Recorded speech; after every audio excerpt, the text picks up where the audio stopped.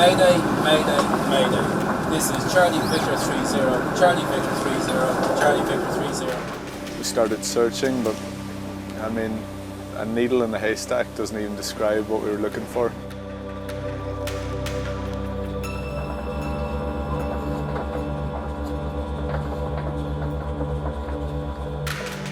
I think somebody's going to see him any moment now, and then time keeps going by.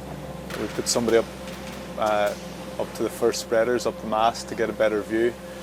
We had people climbing up the A-frame at the back to get a better view, and still nobody was spotting him. The water temperature's 10, 11 degrees, so you know you don't want to have somebody in there for really any longer than 10 or 15 minutes.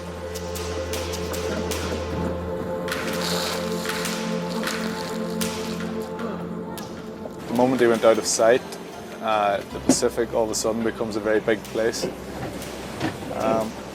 We had our man overboard position marked on the electronic chart, which gives us a point to start searching from. So we started going through the motions and trying to estimate where he might have drifted to with the wind.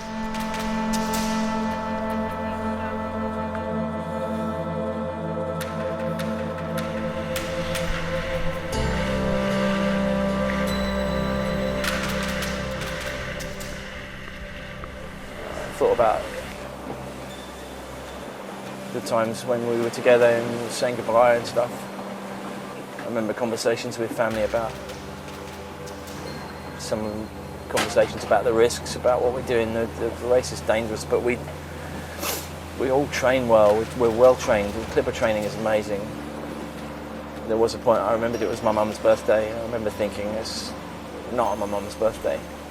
Please, not on my mum's birthday.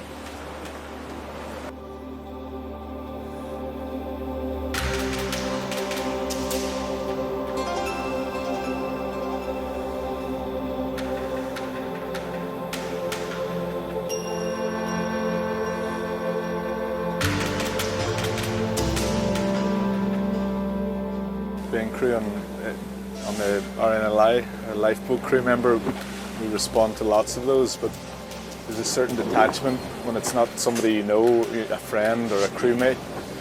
You know, you're just out looking for, you know, a diver in the water, or you know, somebody who's been swept off a rock, and it's not quite the same as you know, somebody you were just talking with 2 minutes before, you know, who you've been sailing with for whatever it is, 7 months at this stage,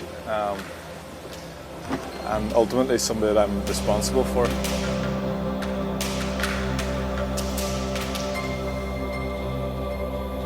Huge seas with very strong winds, with limited visibility because the sea state was so bad, and that made it a lot more challenging.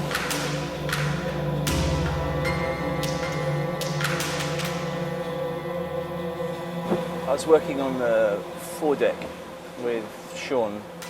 We were doing a head sail change. We were unhanking a Yankee from the forestay. Sean was in the unhanking position. He was out on the bowsprit, and I was in the pulpit in the number 1 position helping him. We were both clipped on. We were working together.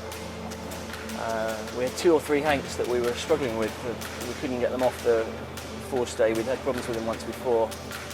And so I said to Sean I was going back to get a tool to unhank them, to pull them off. And so I unclipped, I turned around, and I was going to head back down the boat to go and get the tool. Chris, another crew member, was literally right behind me when I turned around.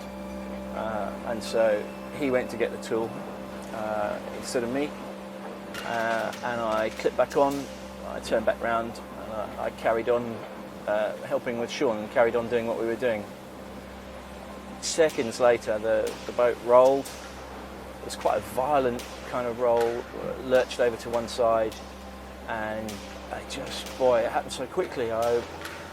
One second my feet were on the boat, and the next second my head was in the water. There was nothing in between. It was just bang, gone. There was no There was no feeling of losing my balance or trying to get hold of something or looking for something to hang on to or anything like that. It was just, gosh, gone.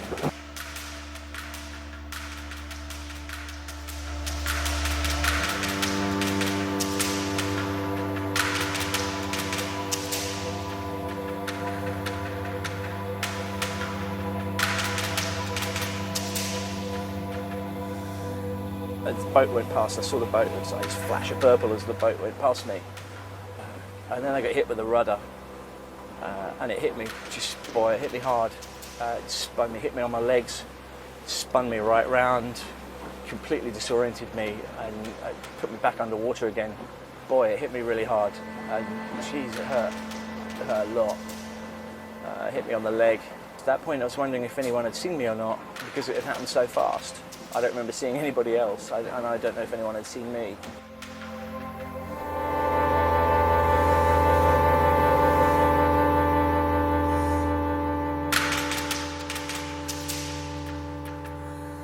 I was starting to just see the mast rather than the boat.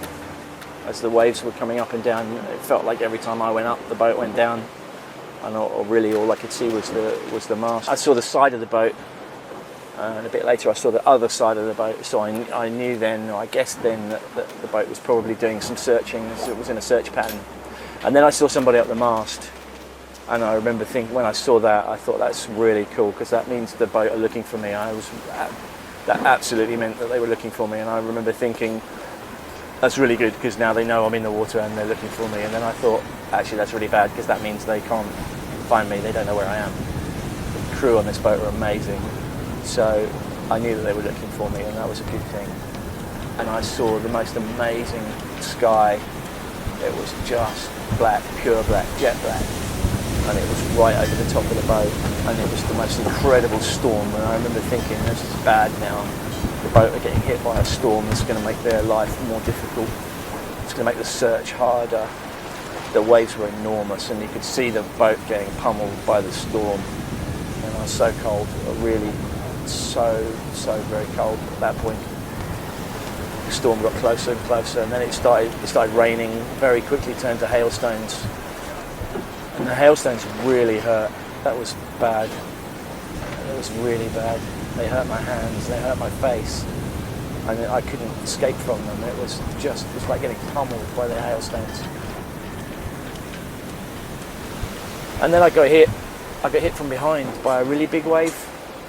I heard it coming, white water, hit me from behind, winded me, rolled me over, tipped me upside down, rolled me over and over and over, like wiping out on a surf or getting washed up on a beach. As soon as we saw him, the initial reaction was a huge relief, and then followed quite quickly by, we don't have a clue what state he's in.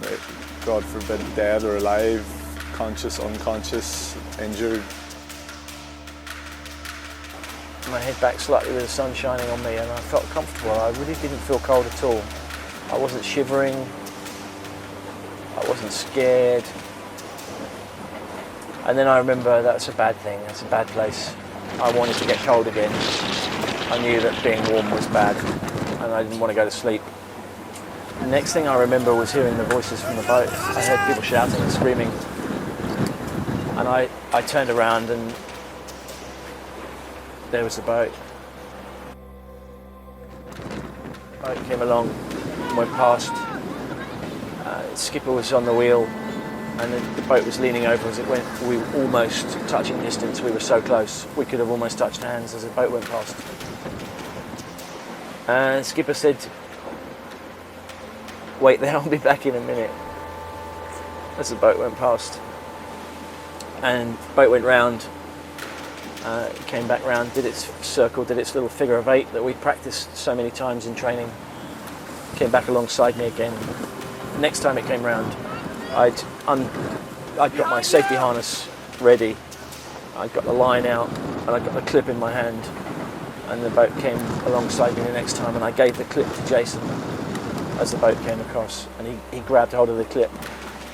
He eventually got the clip on, and I heard it snap shut. And I remember thinking that was really good. Now I'm attached to the boat. which is great. Every time the boat rolled, it dragged me, and it dragged me into the water, and I swallowed huge amounts of water. And I remember thinking I might drown getting recovered. Gradually I was coming out. I remember thinking it was taking ages. I remember thinking how slow it felt. I was close to the guide wires, and so I climbed in, and I was on the boat. I was just a massive sense of relief. It was an enormous sense of relief. Your body temperature. I ache all over. Everything fucking hurts. My stocky head. It all happened so quickly. So quickly. It was literally like gone. That was it. Nothing. Nothing at all. I came up. I braced myself waiting for the safety line. Next thing I knew, I hit the rudder. It's a big flash of purple. Smack on the rudder. Fuck, it hurt. I didn't know if you were looking for me or not. I didn't know if you'd seen me. Did you not hear Sean shout? No, I heard nothing. And then I saw somebody up the mast. And initially I thought it was a good thing, so you were looking for me, and then I realised that might be a bad thing because it meant you didn't know where I was. You were looking for me.